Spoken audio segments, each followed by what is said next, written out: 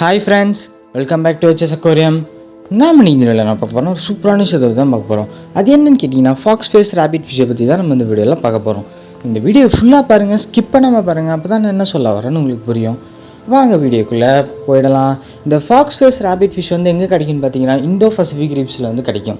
இதோட சைஸ் வந்து பார்த்திங்கன்னா 9 இன்ச்சஸ் வரைக்கும் வளரும்.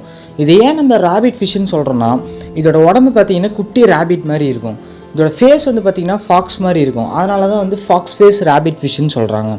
இதோட டயட் வந்து பார்த்திங்கன்னா, இது வந்து ஒரு ஹெர்பிவோரஸ் சேர்ந்த ஃபிஷ், ஒரு ஆல்கே ஈட்டர். அப்படின்னா பாசிங்கெல்லாம் வந்து சாப்பிடும் இந்த ஃபிஷ்ஷு. இதோட ஸ்பெஷல் என்னென்னு பார்த்தீங்கன்னா, இதோட பாடியில் வந்து எல்லோ கலர், அப்புறமேட்டு ஒயிட் அண்ட் பிளாக் கலந்து, அப்புறம் ஃபேஸ் வந்து ஃபாக்ஸ் மாதிரி இருக்கும். அதுதான் இதோட ஸ்பெஷல். இந்த உங்கள் டேங்க்கில் வந்து வளர்க்க முடியுமான்னு கேட்டிங்கன்னா, தாராளமாக உங்கள் டேங்க்கில் வந்து வளர்க்க முடியும். ஸ்டார்டிங் வந்து 2 feet டேங்க் இருக்கிறவங்களாலையுமே வளர்க்க முடியும் தாராளமாக. ஆனால் உங்கள் டேங்க்கில் வந்து pH லெவல் வந்து கரெக்டாக இருக்கணும். எவ்வளோ லெவல் இருக்கணும்னு நான் சொல்கிறேன். 8.1 to 8.4 வரைக்கும் இருந்தால் கூட போதும் pH லெவல். வாட்டர் டெம்பரேச்சர் வந்து பார்த்திங்கன்னா 25 Celsius கரெக்டாக இருக்கணும். சாலினிட்டி எவ்வளோ இருக்கணும்னு பார்த்தீங்கன்னா 1.02 to 25 இதுக்குள்ளே இருந்தாலே சாலினிட்டி லெவல் வந்து போதும்.